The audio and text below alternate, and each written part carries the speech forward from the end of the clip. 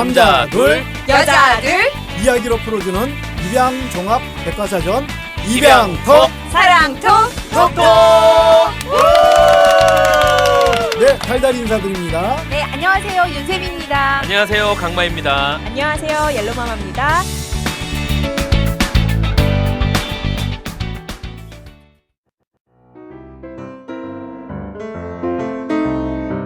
입양톡에서 알려드립니다. 입양톡, 사랑톡, 톡톡 목소리 협찬해주신 분들 감사합니다. 덕분에 입양톡이 더 활기를 띠게 되었습니다.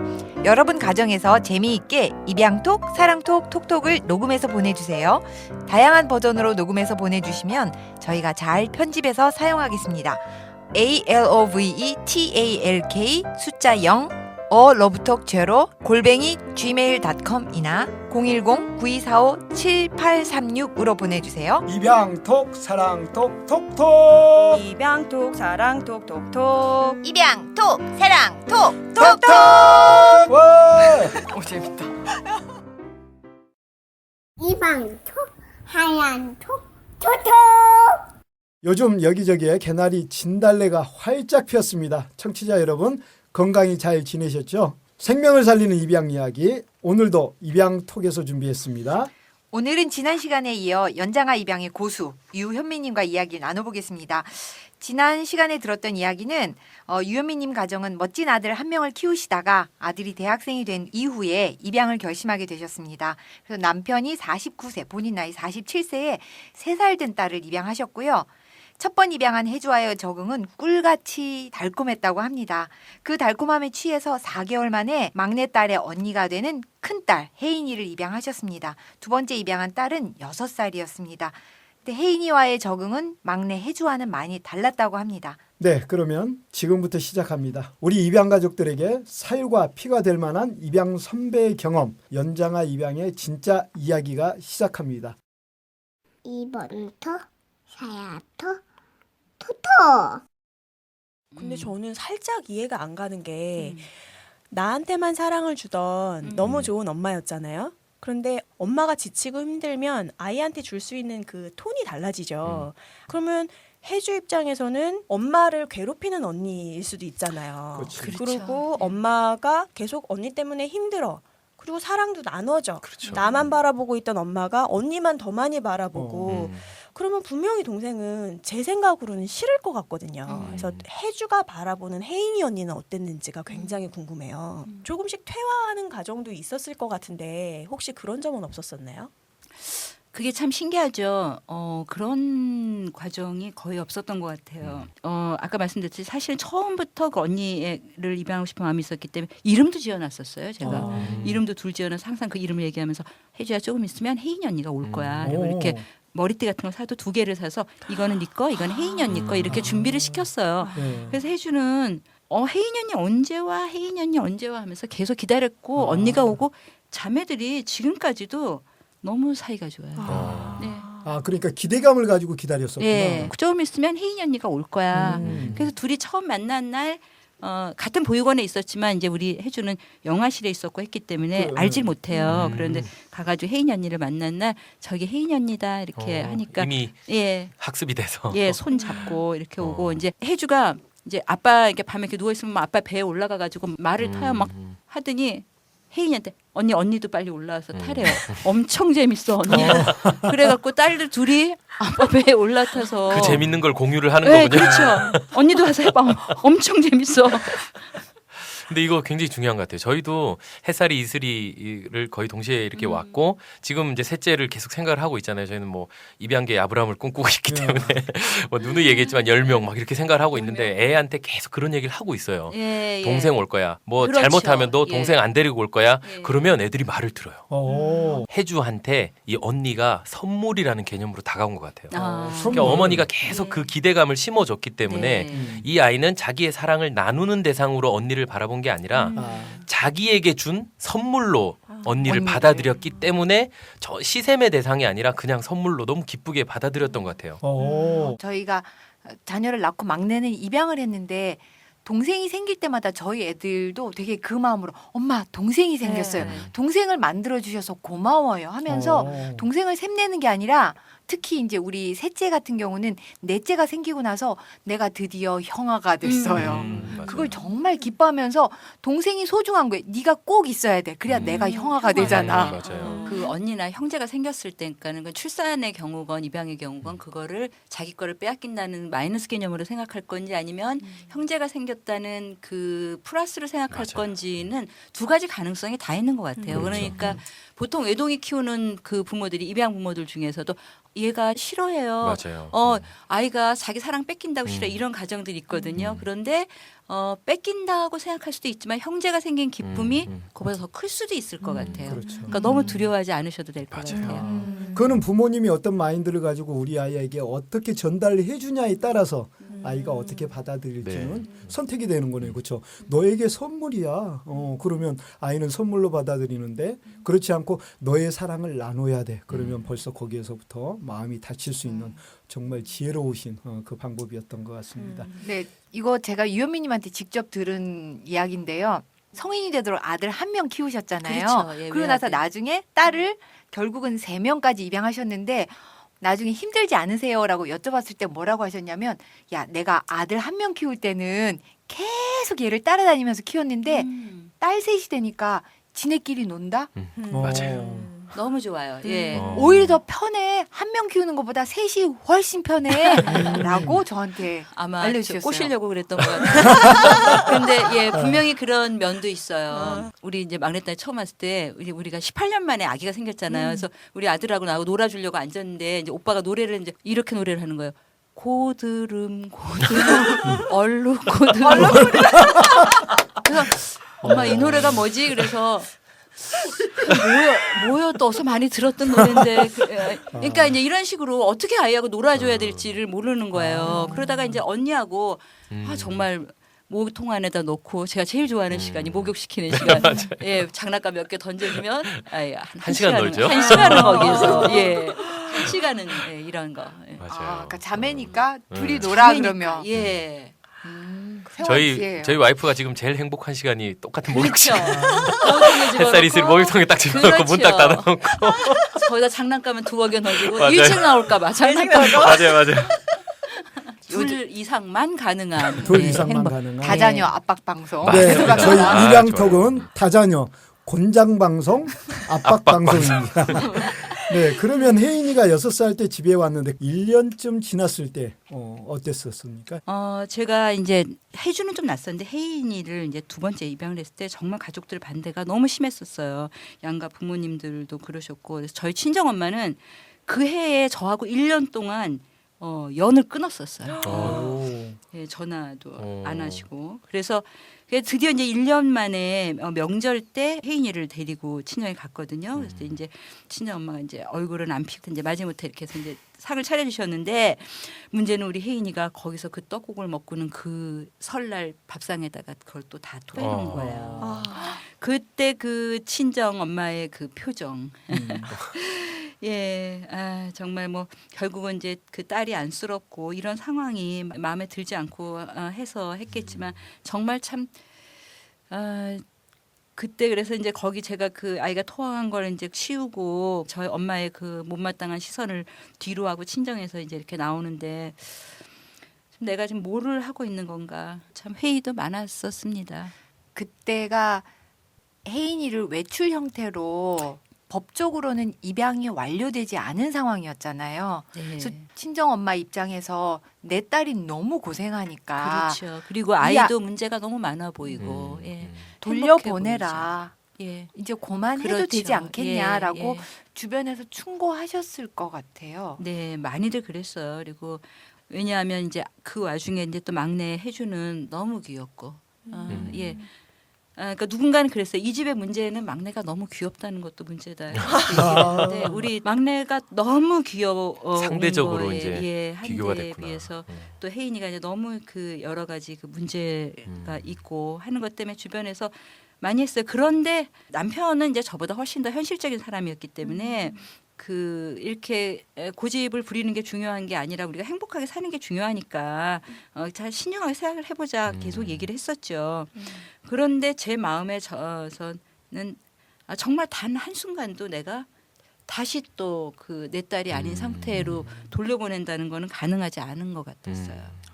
그래서 1년 후에 이제 서류를 했죠. 아, 그럼 1년 후에 바로 법적으로 이제 입양을 네, 정식 네. 예, 절차를 밟으신 네, 거군요. 그때 이제 입양 특례법 이전이어가지고 네. 예, 뭐 지금하고는 조금 좀 달랐어요. 근데 그 결정을 하실 즈음에 혜인이는 내 딸이야. 정말 만족스러운 내 딸이야. 라는 상황이 아니었음에도 불구하고 네. 법적으로 확실하게 이 아이를 내 딸로 만드신 거잖아요. 네. 쉽지 않으셨어요. 그 정말 대단하신 그랬죠. 포인트인 것 같아요. 저는 이 유현미님의 내공이 음. 그때 생기신 게 아닐까. 내공이 아, 그러니까 사랑이라고 말하기보다는 이거는 어쩌면 일종의 책임감이 아닐까. 내가 이 아이를 내 딸로 받아들이기로 했어라는 본인이 마음 먹었던 그 약속에 대해서 끝까지 나는 이 약속을 그렇죠. 지킬 거야. 힘들지만 어. 근데 끝을 그거는 모르겠지만 제가 대단해서가 아니라 제가 아까 저는 이제 종교가 있다고 말씀드렸잖아요. 그런데 아마 어떤 출산의 그 느낌이 저한테 똑같이 입양을 통해서 주어졌던 것 같은데 이런 거예요. 우리가 출산을 했어요. 아이가 너무너무 정말 얘 누구를 닮아서 도대체 이런 애가 세상에 태어났을까 막 이런 아빠 닮았지 뭐. 그렇죠. 주로 아빠 닮았죠. 네. 그렇긴 한데 그런 상황이라 하더라도 엄마가 내가 얘를 낳지 말 걸 그랬나? 이거를 상상한다는 거는 가능하지 않잖아요. 물론 우리가 말로는 해요. 내가 왜 저런 걸 놔놓고 이 고생을 하냐 뭐 이런 식의 말은 하지만 우리 어머니가 가끔 그러셨어요. 가끔이요. 예. 자주는 혹시 아니죠. 근데 그렇다고 해서 어머니가 그때마다 내가 얘의 존재를 다시 이전으로 돌릴 수 있는 방법이 있을까 이런 생각을 안 하는 것처럼 아마도 저한테는 입양이 출산하고 똑같은 어떤 그런 과정이었던 것 같아요.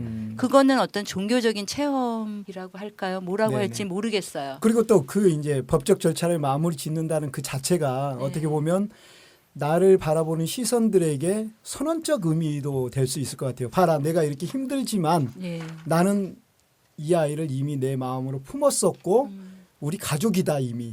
선언하는. 라고. 그렇죠. 예. 예, 그런 시기가 아니었을까라는 생각도 해봅니다. 예. 제가 그때만 해도 우리 막내 키울 때만 해도 이제 그런 교만이 있었어요. 내가 잘 키우겠다. 그래서 정말 남부럽지 않게 한 점 흠 없이 키워서 내가 세상에 내놓고 입양에 대해서 편견을 갖고 있는 사람들한테 네. 봐라.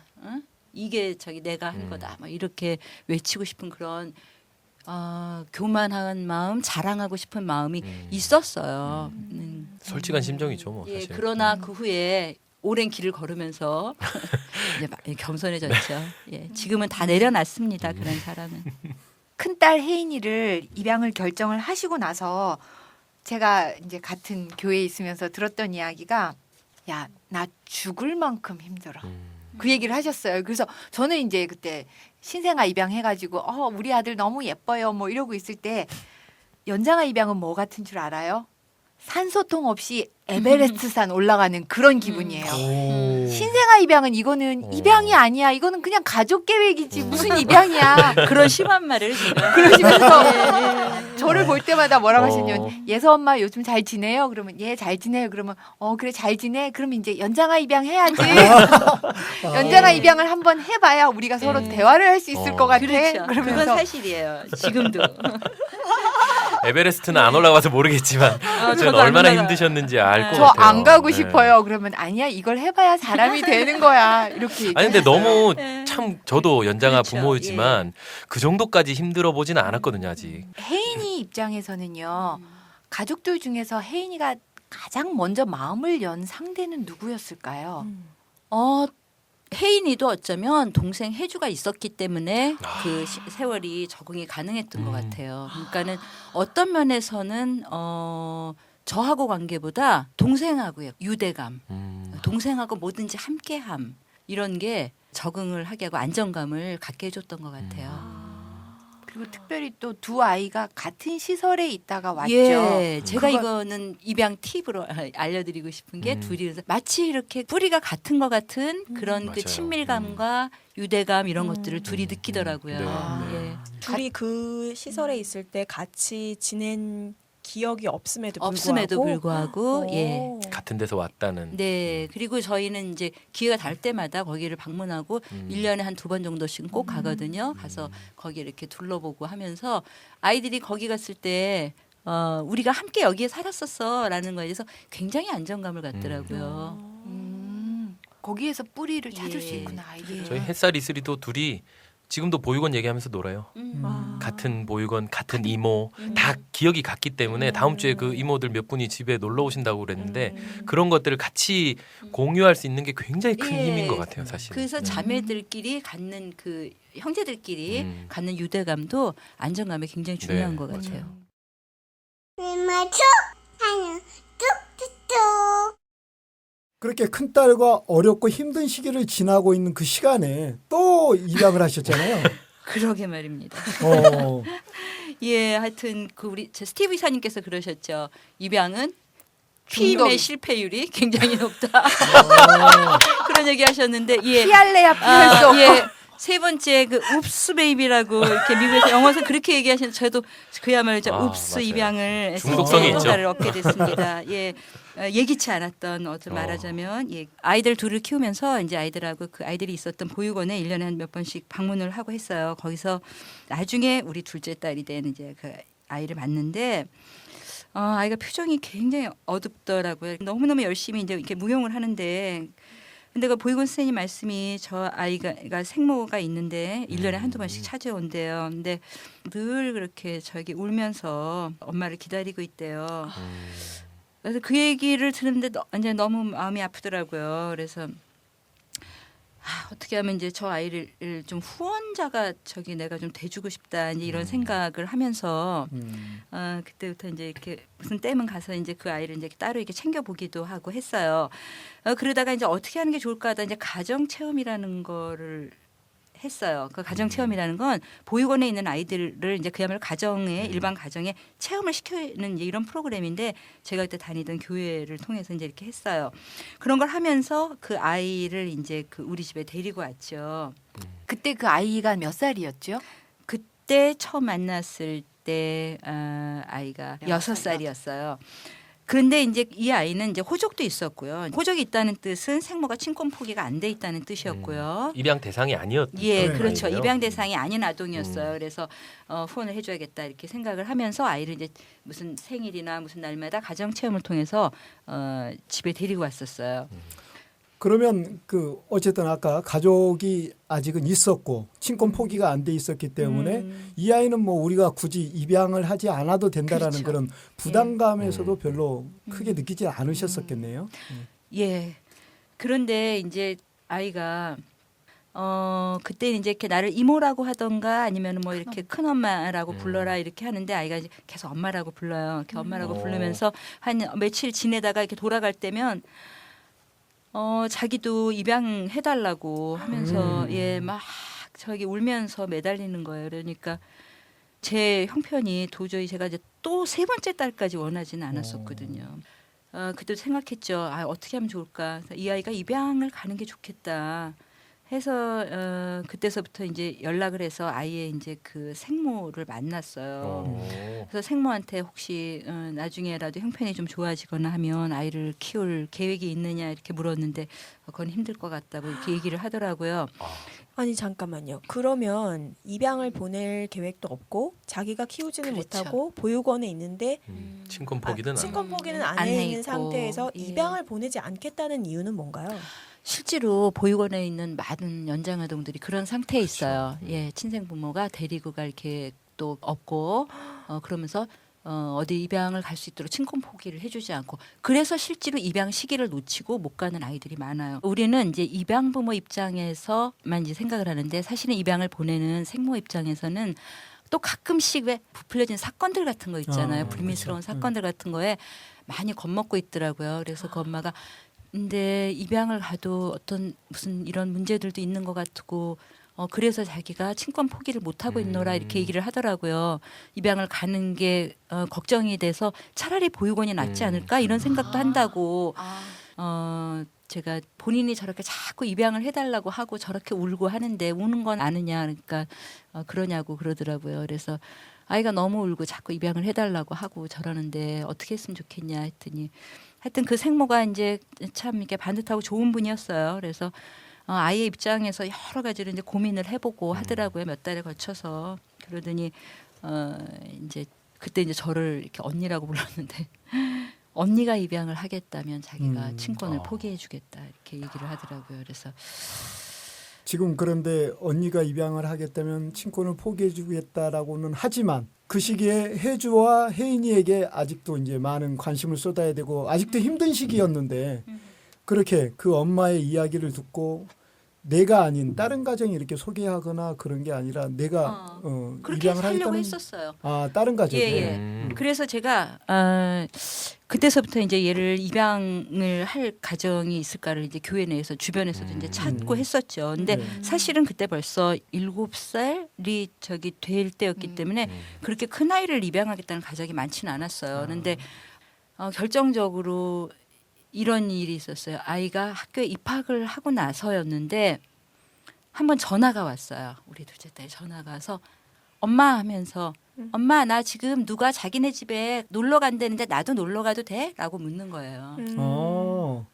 그래서 그러니까 김천에 살고 있는 예. 아이가 저한테 전화를 해서 예. 어리둥절했었는데 아마도 친구들이 모두 다 엄마한테 전화를 거니까 자기도 이제 제 전화번호를 외우고 있었거든요. 그래서 친구들 보는 앞에서 나한테 건 거구나 싶어서 그래 그러면 너무 늦지 않게 돌아가라 이렇게 얘기를 했어요. 그리고 아이고 참 많이 울었죠.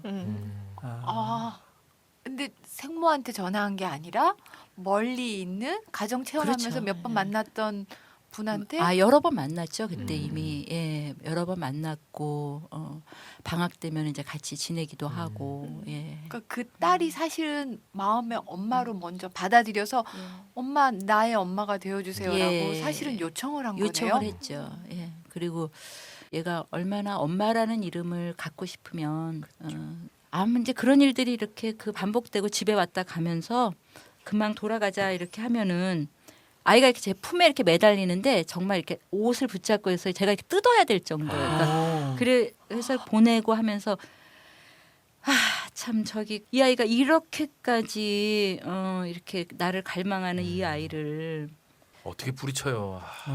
예, 그러니까 나중에 이제 이런 생각이 드는 거예요. 내가 얘 하나 안 키운다고 무슨 부귀영화를 볼까?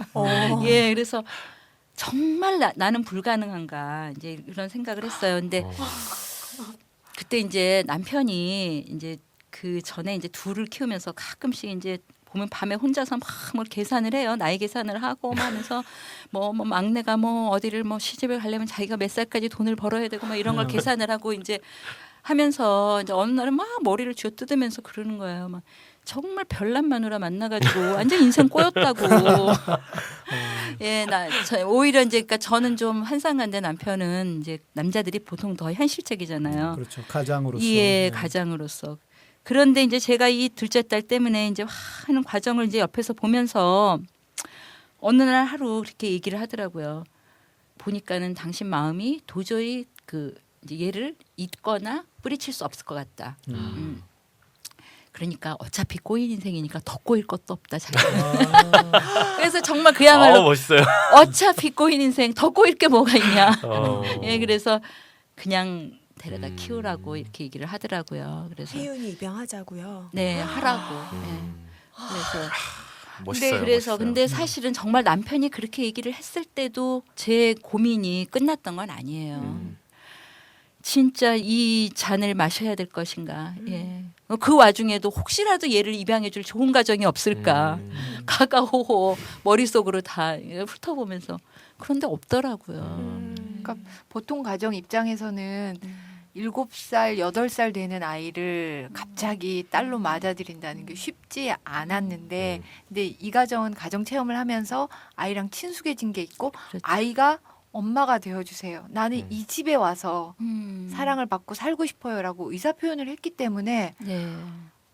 그걸 거부하기는 그리고 결정적으로는 생모가 언니한테는 보내고 싶다라고 얘기를 해서 자기보다 더 잘 키울 것 같다라고 얘기를 하더라고요.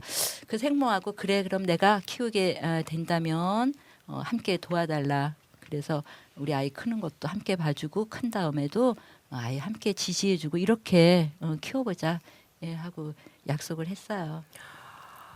개방 입양이야. 지금 혹시 연락을 저기 초기에는 생모하고 이렇게 문자도 서로 주고받고 이렇게 지냈어요. 그런데 그 생모가 굉장히 젊은 엄마였거든요. 그래서 그 후에 이제 또 엄마가 새로운 또 자기 인생을 살면서 지금은 이제 이렇게 자주 연락하고 그렇게 지내지는 못합니다. 아. 그렇지만 그 이제 우리 둘째 딸 경우만 이제 그 생모를 잘 알고 있잖아요. 그래서 근데 가끔씩 그 엄마가 잘 지내고 있을까 궁금해하고 언젠가는 또 반갑게 만날 수 있을 거라고 기대하고 있어요. 그럼 최근에는 연락이 이제 안 된다고 얘기를 하셨는데 혹시 그 둘째가 가끔 얘기하진 않나요?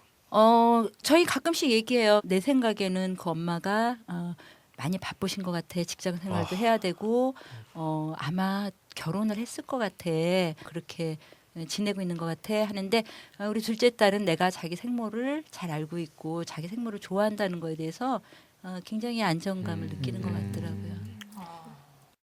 이방도 땅똑 톡톡 똑똑.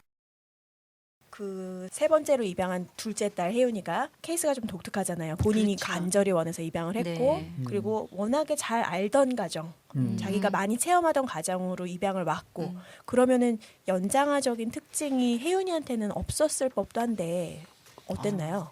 그렇지 않죠. 이제 연장아라는 게 나이가 들어서 새로 부모 자식의 관계가 됐다는 거기 때문에 그런 게 있죠. 그런데 참 그 신기한 게 이제 보면 이렇게 입양인데도 우리 큰 딸은 굉장히 큰 딸의 특성을 갖고 있어요. 막내는 정말 얘는 아주 하늘이 내린 막내구나 이런 싶고요. 근데 우리 둘째 딸은 둘째 딸의 특성을 갖고 있어요. 둘째 딸 특성이 뭐죠? 중간에서 그렇죠. 위도 보고 상황 잘 아래도 보고 보고 위도 예. 보고 아래도 보고 네. 옆에도 보고 하면서 지지 않으려고 해요. 또. 지지 않으려고 하고 하면서 자기 거를 잘 챙겨가는. 그래서 혜인이하고는 또 다른 혜인이는 가족이 된다는 게 뭔지 알지도 못하고 그러면서 애착이 안 되고 그런 상태였다면 혜윤이는 또 그거하고는 확실히 출발이 달랐던 것 같아요. 그래서 어떤 면에서는 혜인이 큰딸보다 오히려 본인이 원해서 이렇게 했던 입양이어서 그랬는지 더 수월하게 적응하는 점이 있었어요. 네. 일반적으로는 아마 6살에 입양된 첫째 딸이 8살에 입양된 둘째 딸보다 더 편했을 거라고 생각을 할 텐데 왜냐하면 네. 더 어릴 때 왔으니까. 근데 오히려 나이가 더 많은 상태에서 입양을 온 둘째 딸 혜윤이가 그래도 그나마 더 편했다라는 얘기죠. 적응을 잘하는 것 같이 보였죠. 그러나 혜윤이도 그 마음 안에서 정말 그 애착하는 그 엄마 아빠와 딸이 되기까지는 시간이 많이 필요한 것 같아요. 사실은 어떤 면에서는 우리 그 둘째 딸과의 그 애착의 시기는 지금도 진행 중이에요. 이제 지금 우리 혜윤이가 중3이서 우리 집에서 제일 핫해요. 사춘기. 예. 그래서 지금 가장 우리 집에서 잘 나가는 인물인데 언니가 안 보였던 그런 그 특징들을 보이는 거 보면서 아 얘가 이게 어쩜 어렸을 때 했었어야 되는 그 애착의 그 기간을 지금 하고 있구나. 이런 그 느낌을 받게 그러니까 되죠. 혜윤이 같은 경우는 8살에 입양이 됐고 그리고 그 전에 자기가 나 입양 가고 싶어요라는 의사 표현을 해서 굉장히 적응이 빠른 듯 보였는데 근데 그게 조금 지나면서 오히려 더 늦게 애착 형성의 그 단계를 지금 표현하고 있다는 뜻이세요? 그렇죠. 그러니까 우리가 우리 노래 보면 멜로디는 같은데 가사가 1, 2, 3절 나오잖아요. 예? 그런 것처럼 저는 그렇게 생각해요. 좀 큰 아이들을 입양했을 경우에 아이들이 이런저런 그 적응 과정에서 내용들을 보이잖아요. 그리고 그게 또 이제 이렇게 적응되고 각자 다르게 해결돼 가는데 그게 조금씩 가사는 다르지만 멜로디는 다 비슷하지 않을까 이렇게 생각합니다. 그리고 꼭 필요한 시기고요. 혜윤이 같은 경우는 혜인이랑 달리 자기가 어떻게 행동해야 되는지도 잘 알고 있는 상태에서 입양이 됐는데 그냥 밥 먹으면 밥 잘 먹고 학교도 잘 가고 그러면 이제 부모 딸 되는 거는 뭐 저절로 오는구나라고 라고 생각을 하는데 하죠. 예. 기본 멜로디는 여전히 똑같다라고 근데 얘기하셨네요. 너무 연장하라는 그 용어에 얘는 연장하니까 이럴 수밖에 없을 거야라고 생각하지 말고 출산을 해도 아기가 엄마를 알아보고 이렇게 하기까지 시간이 걸리는 거고요. 우리가 결혼을 해도 결혼하기 전에 서로 사귀고 알고 해서 결혼을 하잖아요. 그런 것처럼 입양되는 그 과정에서도 시간이 필요한 거죠. 그 큰딸과 막내는 관계가 참 좋았었는데 중간에 하나가 들어오면 묘해지는 그 삼각관계가 되는데 어땠습니까? 근데 그게 참 이상한 게요. 우리 딸들은 자매들이 그렇게 의가 좋아요. 그래서 제가 요인을 하나 분석한 게 아마 엄마가 너무 무섭고 아, 외압이 있으니까 아이들이 뭉치는 게 아닐까? 공공의 적이구나. 공동의 적이 있으니까. 유대감. 예. 유대감. 그래서 근데 참 공동의 적이기도 하지만 또 걔네들이 스스로 또 다들 내부 고발자들이기도 합니다. 셋을 키우니까 예 뭐 둘이서 뭐 해도 하나는 꼭 또 폭로를 해요. 예. 한 번은 딸 셋인 엄마만이 누릴 수 있는 행복. 딸 셋이 서로 질투를 하면서 충성 경쟁을 한다는 거죠. 엄마한테. 네, 이제 이런 거예요. 어느 날 제가 이제 큰 딸이 뭘 이렇게 뭐 빵을 보여줬나 근데 맛있어서 제가 우리 이제 혜인이는 나중에 결혼하면 엄마가 혜인이 집에 가면 혜인이가 엄마 맛있는 거 많이 해주겠네. 그래서 이렇게 안아줬더니 이제 큰 딸이 좋아요. 그런데 그러자마자 이제 우리 둘째 딸이 셈이 보통 많은 게 아니거든요. 그렇죠. 자기는 뷔페를 차려놓을 거래요. 그래서 엄마가 맛있는 거를 골라 먹을 수 있게 한 컵밥 윈 거죠. 예. 그랬더니 우리 막내가 자기는 엄마가 오면 자기 남편한테 전화를 걸 거래요. 빨리 와서 외식하러 가자고. 가장 예. 간편하면서. 그래서 셋이서 그때부터 이제 셋이서 서로 이제 누가 더 메뉴를 엄마한테 잘해서 잘하나. 할까 이렇게 저 경쟁하기도 하고 뭐 이제 이렇게 외딸이고 하면 다들 아이들이 외로워하고 막 하잖아요. 근데 우리 딸들은 얘네 자기네가 이제 한 팀이기 때문에 뭘 해도 충분하거든요. 그래서 어디 갔다 오면 한 명이 뭐 누가 뭐 나한테 오늘 이랬다 그러면 셋이서 같이 뭐 씹고 야 쟤네들은 진짜 강팀이구나 하는 걸 느끼게 해줘요. 그리고 이게 연장아 입양이다 보니까 아이들 스스로 나 예전에 보육원에 살았는데 지금 입양됐어라는 걸 알잖아요. 그렇죠. 어쩔 수 없이 공개 입양이 된 건데 아이들이 혹시 친구 관계나 그런 데서 나 입양됐다는 것 때문에 그게 노출되는 것에 대해서 아이들 어떻게 생각하나요? 저희는 이제 공개 입양이고 셋이서 다 같은 보육원에서 있었고 그리고 제가 이제 입양 모임이나 뭐 이런 데를 이제 자주 나가고 하니까 우리 아이들은 이제 어렸을 때는 입양과 출산이 대략 한 반반쯤 된다고 생각을 한 것 같아요. 그래서 우리 큰 딸이 한 번은 이제 자기 친구예요. 친구 엄마인 그 집사님한테 가서 물어보더래요. 집사님 얘 낳았어요? 입양했어요? 그래서 낳았다 그랬더니 그럼 얘 동생은요? 그래서 동생도 낳았다 그랬더니 그 집사님 말씀이 뭐 이런 이상한 사람을 봤나 하는 눈빛으로 자기를 위아래로 훑어드려요. 둘 다 낳았어요? 입양은 아직 안 하셨어요? 뭐 이런 이상한 집이 있을까? 예. 그래서 우리 딸들은 당당하게 그냥 사실로 이렇게 쿨하게 받아들일 수 있도록 밝게 이렇게 드러내놓고 얘기를 하기도 하고요. 이제 얼마 전에는 제가 어디 가서 이제 교육을 받았는데 입양에 대해서 얼마만큼까지 아이들하고 이야기를 해야 되는가 그런 주제였는데 아이들이 더 이상 그 얘기를 하고 싶지 않을 때까지 만큼 해야 된다 이제라는 걸 배웠어요. 그래서 참 제가 공감을 해갖고 집에 가서 이제 얘기를 했어요. 아이들한테 밥을 먹으면서 얘들아 오늘 엄마가 배웠는데 입양에 대해서 지겨울 때까지 얘기를 해야 되는데 자 지금서부터 입양에 대해서 이야기를 하자. 아이들이 무슨 뭐를 해야 되나 해서 하여튼 뭐래도 빨랑 다 궁금한 거 빨랑 물어보고 다 하자. 바로 질리겠는데요. 예. 그랬더니 그래서 그 다음에 자 이제 우리 밥 먹을 때마다 해야 된다니까 애들이 너무 난감하면서 엄마 꼭 밥 먹을 때마다 계속해서 해야 되는 거야. 그래서 하여튼 지겨울 때까지 해야 된대. 빨리 하자. 빨리 하자. 저희 뭐 그러기도 하고요. 예.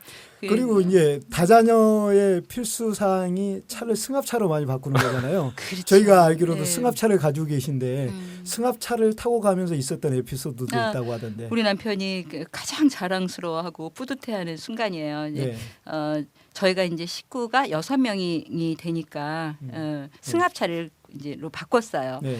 그런데 또 이 승합차도 가족이 6명 이상 타야만 그 버스 전용 차선을 그렇죠. 달릴 수 예. 있거든요. 그래서 저희가 이제 시댁이 경부고속도로 달려서 가는 데 있고 여름 휴가 때나 이럴 때 버스 전용 차선을 이제 우리 가족이 달리는 거죠. 그러면 이제 남편이 막 창문을 열고 막 기뻐서 막 좋아 보람차서 어쩔 줄을 몰라요.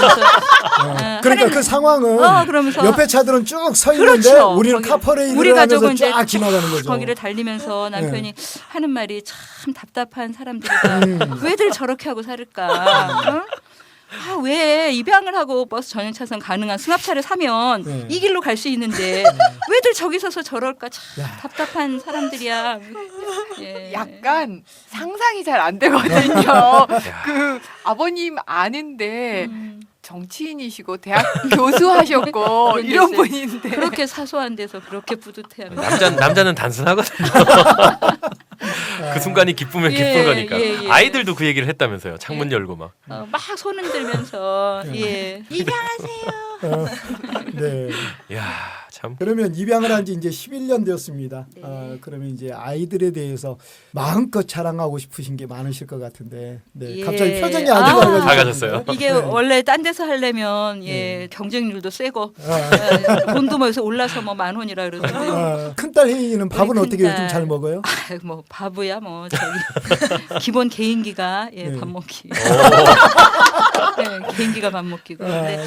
우리 뭐 혜인이를 표현할 수 있는 그 형용사는 뭐 이런 뭐 온순하고 이쁘고 곱고 음. 바르고 야, 반듯하고 상냥하고 야, 그래요. 또 비슷한 말 뭐 없나요? 어. 하여튼 지금서부터 벌써 우리 큰딸 보면 저 아까워서 어떻게 시집 보내나. 예. 아, 그래요. 그리고 유일한 단점이라면 너무 마마거리라는 거. 예, 뭐 그런 정도. 근데 한 번은 이제 제가 저번에 이제 몸살이 심하게 걸려가지고 막 끙끙 앓으면서 자고 있는데 발에서 바스락바스락 이렇게 보니까 우리 큰 딸이 양말을 신기고 있더라고요. 근데 제가 말도 못하고 그냥 잤어요. 그 다음 날 보니까 이제 그 지 수면 양말을 엄마한테 신겨놓고 엄마가 자기네 보고 맨날 감기 걸리면 양말 신어라 했는데 엄마가 양말을 안 신었더래요. 그래서 엄마 자는 데서 지 수면 양말을 살살 그 신겨놓고 가요. 그래서 정말 어떻게 보면 가장 힘들었지만 가장 지금은 저한테 위로가 되고 힘이 되고 기쁨이 되고 10년 전에만 해도 어떻게 행동해야 되는지를 잘 몰라서 나쁜 일을 하고 웃고 고마워해야 되는데 고맙다는 표현 할 줄 그렇죠. 모르고 그래서 그게 엄마 보시기에 되게 힘들었는데 지금은 말하지 않아도 엄마한테 이게 필요해서 몰래 엄마를 챙겨주는 그런 걸 표현하고 알고 그런 딸로 바뀌었네요. 예, 내가 어떻게 세상에 저렇게 예쁜 딸의 엄마일까 음. 뭐라고 하여튼 하기 힘들 만큼 예 그렇게 그러니까 사랑스러운 그 딸입니다. 산소통이 없이는 정말 내가 살 수 예. 없을 정도의 그런 힘든 상황이었었는데 지금 말씀하시면서도 예. 그 다 표현을 못 하시고. 가장 그 큰 위로고 네. 예. 어떻게 표현을 해야 예, 될지 어떻게 몰라서 제가 그래서 어떤 때 이제 너무 힘들고만 했는데 식구들이 다 너무 속을 새겨서 제가 막 다 나가 그랬어요. 다 나가. 혜인이만 빼고 다 나가. 오. 예. 세상에. 야.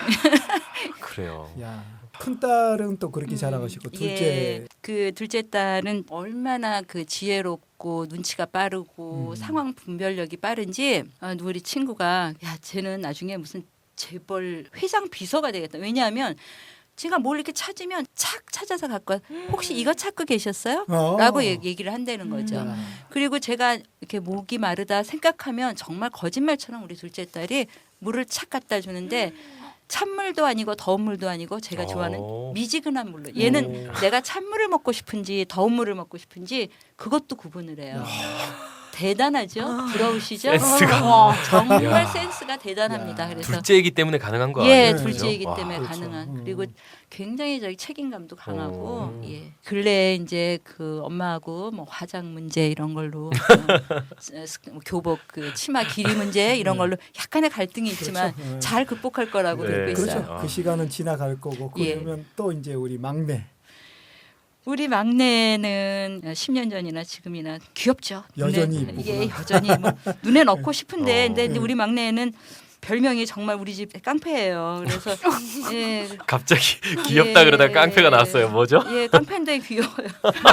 아니고 귀여운데 하여튼 아니 우리가 독재자라요, 독재자. 초등학교 3학년 때쯤 이제 친구들이 이제 입양이라는 말을 알게 되면서 좀 놀렸나 봐요. 그래서 너 주워 왔어, 뭐 이제 그러니까. 제가 이제 평소에 교육을 했거든요. 그럴 때 화를 내지 말고 잘 몰라서 그런 거니까 잘 설명을 해줘라. 이제 했더니 그래서 자기가 이제 참고 설명을 해줬대요. 주워 온 게 아니라 이렇게 얘기했는데도 친구가 계속 가짜 엄마잖아만 이렇게 하니까 나중에 야 그래서 뭐가 어떻다고 입양인 게 내가 너 부하냐? 그랬대요. 뭐 너가 우리 집 일을 왜 그렇게 물어보는데? 야 우리 엄마가 설명해 준다 그랬다. 가자 그랬대요. 그때 친구가. 아니 뭐 그럴 필요까지는 없겠어. 꽁무니를 내렸나 봐요. 그래서 뭐 제로일합시고 하는 게 며칠 전에는 와가지고 계속 저보고 자기 발냄새를 맡으래요. 근데 요새 이제 사춘기고 해가지고 이게 장난이 아니에요. 진짜로 막 근데 그렇죠. 맡으라는 거예요. 그래서 아니 싫다고 왜 네 발냄새를 맡으라고 하냐고 그랬는데 막 하여튼 나중에 막 저를 소파에 쓰러뜨리고 기어이 내 얼굴에다가 지 발을 이제 대서 냄새를 맡으라는 거예요. 그래서 이제 그 지독한 거죠. 그러고 이제 막 재밌어가지고 이제 막 숨이 넘어가요. 며칠 전에도 제가 너는 그렇게 이제 막 아까 화를 내고 이렇게 하니까 너 매 좀 맞아야겠다 그랬어요. 그랬더니 우리 막내가 그러면 엄마도 매를 맞아야 되는 거예요. 엄마도 화내니까 아, 귀엽네요. 귀여워요. 진정한 독재자. 귀여운데 예 진정한 독재자예요. 아찔하다. 그런 그 저한테 완전한 그 애착과 신뢰를 보여주는 거. 저는 지금도 감동이네요. 예 우리 막내가 엄마 나 배 아파 그러면 저는 진짜 3초 만에 저도 배가 아파요. 오. 신기하죠. 그리고 얘가 이렇게 싱거하게 먹으면서 이렇게 하면 제 입에 침이 확 오. 고여요. 예. 입양. 사랑 톡톡톡. 그 아들은 동생이 3명씩이나 생겼는데 어떻게 바라보고 어떻게 이해를 하나요? 엄마에 대해서. 우리 아들이 하는 얘기가 있어요. 자기가 군대 가 있는 동안 동생 셋이 생겼는데 휴가 나올 때마다 동생이 하나 생겨 그렇구나. 늘어났다고 이렇게 얘기를 하는데 이제 그 정확히 그건 아닌데 제가 이제 처음에 딸 하나 키우겠다고 할 때는 엄마 좋겠네 이제 이렇게 해줬고 두 번째는 엄마 잘 생각해 보시라고 잘 생각하시라고 이렇게 하더니 세 번째는 정말 엄마 깊이 생각해 보시라고 한 번은 아들이 제가 이제 아이들 셋 때문에 이제 하면서 눈물을 좀 짓고 있었나 그랬던 것 같아요. 그랬더니 이렇게 저를 이렇게 안아주면서 불쌍한 우리 엄마 럭셔리하게 살 수 있었는데 그래서 그러게 말이다 하지만 내 인생에서 지금은 가장 멀리 있는 단어가 럭셔리인 것 같다 했어요. 그런데 참 고맙게도 그 어린 여동생들의 그 오빠 노릇을 싫다고 하지 않고 잘 감당해 줘요. 옆에서 몇 년 동안 지켜봤었는데요. 지금 라디오에서 모습을 못 보시니까 모르실 수 있는데 되게 우아하고 젊었을 때 정말 보통이 아니었겠다 싶을 만큼 그 외모가 고우신데 제가 50대 때 아이 셋 입양해서 키우시는 모습을 옆에 봤을 때 저 언니는 왜 저런 삶을 선택하셨을까? 그러니까 교회에서 어떨 때는 뵀는데 머리에 너무 유치한 머리띠를 하고 계시는 거예요. 그래서 머리띠 그랬더니 이거 잊어먹었다. 우리 아까 혜주가 나한테 씌워주고 갔는데 그러면서 한 7, 8살 애들이 하는 그 유치한 머리띠를 머리에 하고서도 그냥 정신없이 막 교회를 왔다 갔다 하시는 그런 모습. 저런 삶을 사시는데 한편으로는 아쉽기도 하고 더 어려운 일, 멋있는 일 하실 수 있는데 아이 키우느라고 단순한 노동에 침참한 그 개인의 인생을 보면서 아쉽지도 않으셨을까 그런 생각 들기도 하는데요. 그 지난 10년의 세월, 딸 셋을 키우느라고 보낸 그 세월이 본인한테 어떤 의미가 있었는지 혹시 그게 선물이 되었는지 궁금해요. 그럼요. 한마디로 사람 됐죠. 제가 배로 낳은 아들은 원색의 색깔의 사랑이었던 것 같아요. 그냥 본능적인 거, 빨간색, 파란색 이런. 그다음에 이제 우리 막내딸을 키우면서 저는 사랑이 혈연과는 상관이 없구나. 이렇게 예쁠 수 있구나 하는 거를 알았고요. 그런 사랑을 배웠고 우리 큰딸을 키우면서 드디어 그 유명한 사랑의 첫째 구절, 사랑은 언제나 오래 참는 것이라는 거를 배웠던 것 같아요. 그리고 우리 둘째 딸 그를 받아들이면서 사랑은 소유하는 게 아니고 자식도 소유가 아니고 잠시 이 생에서 나에게 맡겨진 아이들에게 내가 사랑을 주는 거로구나 하는 거를 배웠어요. 그리고 정말 만약에 제가 입양을 하지 않고 이렇게 살았다면 제 인생에 뭐가 있었을까? 없지 않았나 이런 생각이 듭니다. 예. 저희도 마찬가지지만 지금 한참 이제 연장아 입양 진행하고 있거나 준비하고 계신 가족들 많이 있는데요. 그런 가족들에게 꼭 해주고 싶은 얘기 혹시 있으실까요? 너무 힘들다는데 그게 정말 가능할까요? 라든가 아니면 지금 연장아 입양하고 이제 힘들어하는 부모님들도 주변에 계세요. 그러면서 언제까지 이렇게 되게 되나요? 이게 나중에 끝이 있긴 있나요? 이제 이렇게 묻습니다. 분명히 좀 나이가 든 아이들 연장아 입양은 신생아하고는 출발이 달라요. 분명히 다른 어려움이 있습니다. 근데 일단 그 점을 사실로 받아들이셔야 돼요. 그러나 그 다름에 대해서 너무 겁먹을 필요도 없고 또 한 가지 그 다름을 아무것도 아닐 거야. 내가 그냥 사랑해주면 될 거야라고 너무 쉽게 생각하셔도 안 될 것 같아요. 그러니까 그 두 가지 다가 아닌데요. 그냥 제 경험으로 볼 때 우리가 이제 신생아 아기가 밤에 이제 막 깨서 운대 봐요. 아기가 막 울면 아, 얘가 왜 이럴까? 배가 고파서 그러나? 뭐 기저귀를 갈아줘 보고 아니면 어디가 아픈가? 아무래도 이유를 찾을 수 없으면 아, 왜 그러나? 얘가 혹시 뭐 낮에 뭐 놀랬나? 이제 여러 가지로 이렇게 생각을 합니다. 근데 이제 이렇게 좀 큰 아이들을 입양한 부모는 아이가 이제 조금 이렇게 크고 말도 하고 이러니까 얘가 자기하고 이렇게 그 어떤 면에서는 이렇게 상대방이라고 생각을 해요.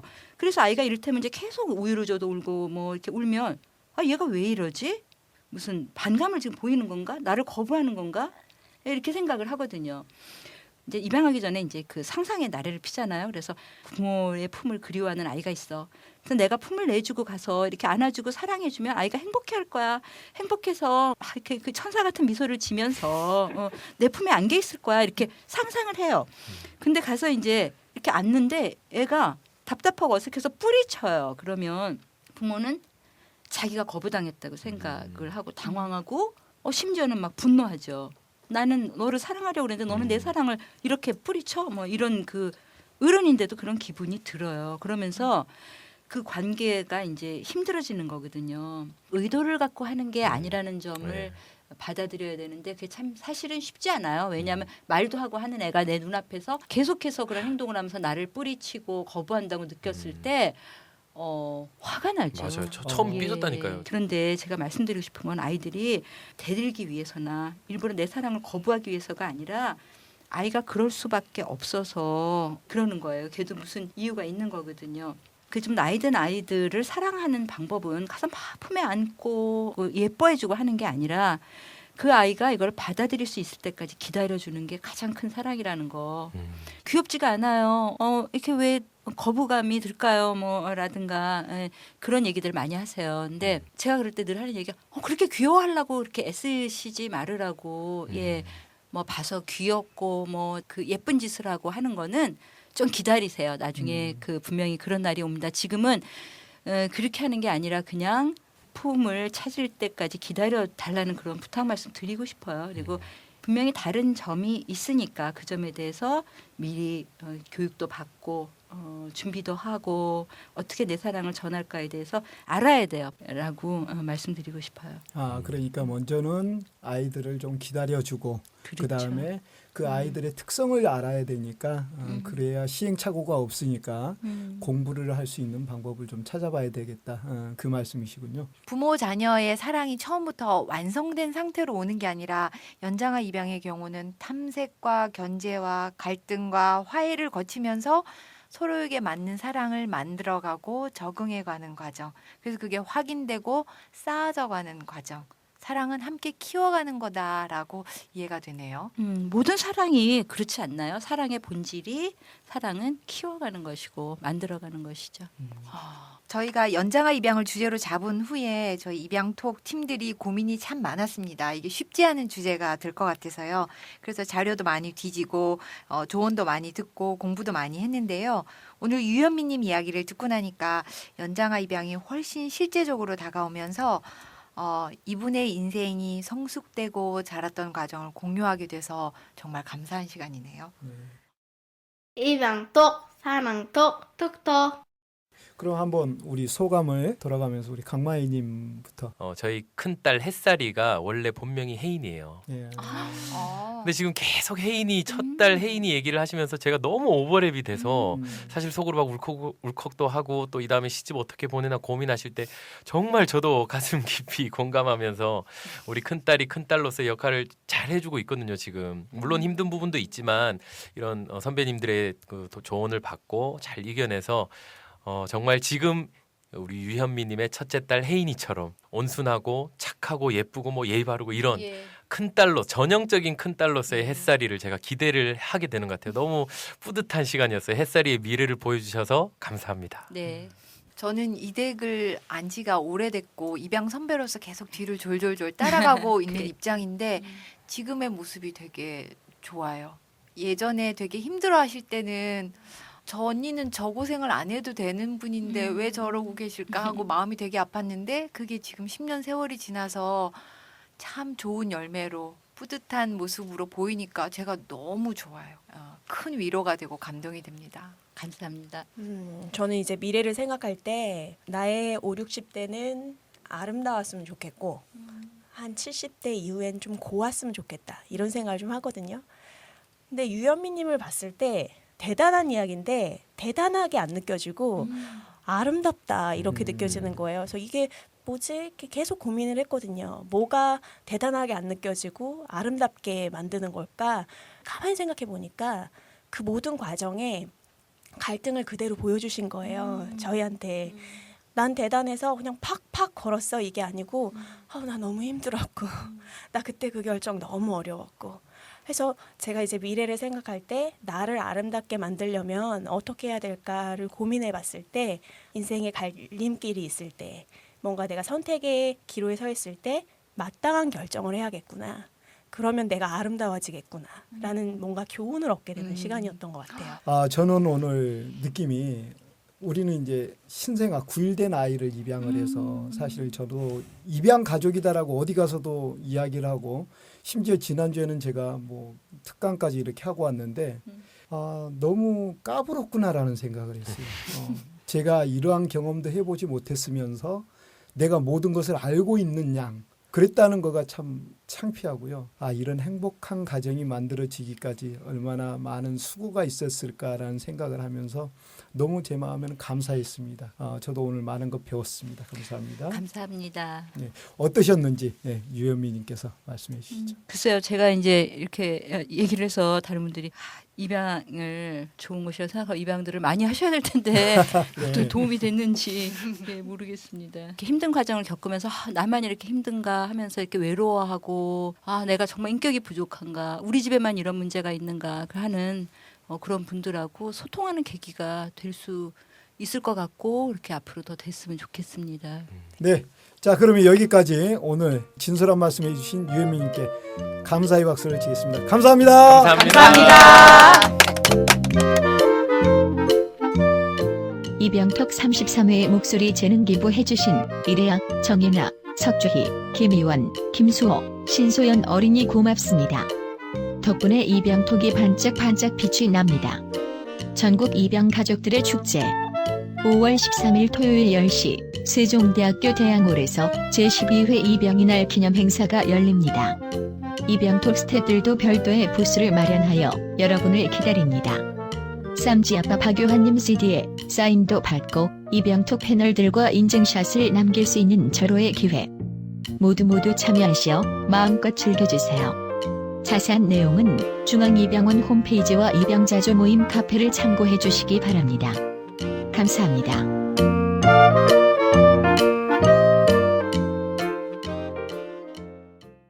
여러분은 지금 세계 최초 입양 전문 팟캐스트 입양톡 사랑톡 톡톡을 듣고 계십니다. 입양톡을 후원해주신 여러분 감사합니다. 입양에 대한 올바른 정보를 전달하는 입양톡. 입양톡은 여러분의 후원으로 운영됩니다. 입양톡을 세워가고 싶은 분들은 마음을 모아주세요. 3,000원, 5,000원, 만원 모두 소중하고 저희에게 큰 힘이 됩니다. 우리은행 010-9245-7836 우리은행 010-9245-7836 신용운으로 매월 정기 후원 부탁드립니다. 다음 방송에서는 한국입양가족상담센터 김혜선 소장님과 유현미님을 함께 모셨습니다. 두 전문가를 모시고 연장아 입양에 대한 일반적 궁금증에 대한 명쾌한 답변과 연장아가 보이는 특성에 대한 심리학적 분석 및 올바른 부모의 대응 방안, 더 나아가 행복한 부모-자녀 관계를 만들기 위한 키포인트를 꼭꼭 짚어서 알려드립니다. 연장아 입양 20년의 노하우가 담겨있는 다음 방송 절대 놓치지 마세요. 가족이 되는 또 하나의 방법 입양. 입양은 사랑입니다. 온 세상 사람들이 모두 알 때까지 입양톡 사랑톡 톡톡 감사합니다. 산타과 노래 틀면 안 돼요? 아 그거 선물로 보냈죠. 이번에 네. 많이 보냈잖아요. 네네네. 언제까지? 그거 우리 한번 들자 우리. 찬양이 아 그러면 제 앨범 나올 때까지? 아, 제 앨범 나온 걸로 교체하는 걸로?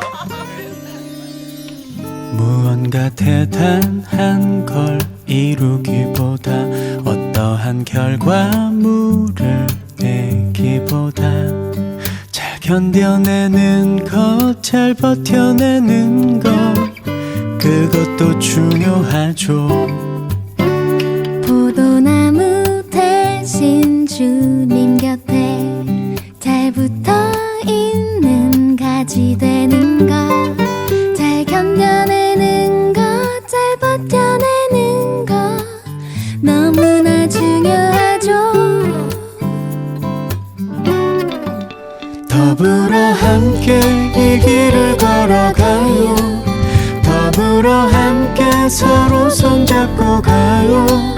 우는 자들과 함께 울고 웃는 자들과 함께 기뻐하는 것, 지금의 모습 그저 있는 그대로 서로의 어깨 함께 기대어가며 구애와 과분한 은혜를 돌보아주는 예수님의 삶이죠.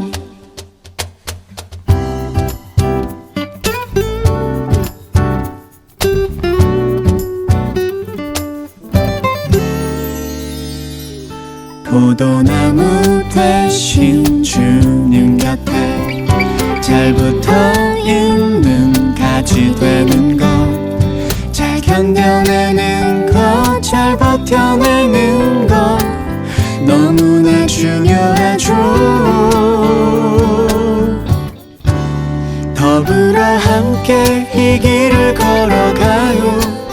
더불어 함께 서로 손잡고 가요. 우는 자들과 함께 울고 웃는 자들과 함께 기뻐하는 것, 지금의 모습 그저 있는 그대로 서로의 어깨 함께 기대어가며 구애와 과분한 은혜를 돌보아주는 예수님의 삶이죠. 더불어 함께 이 길을 걸어가요. 더불어 함께 서로 손잡고 가요. 우는 자들과 함께 울고 웃는 자들과 함께 기뻐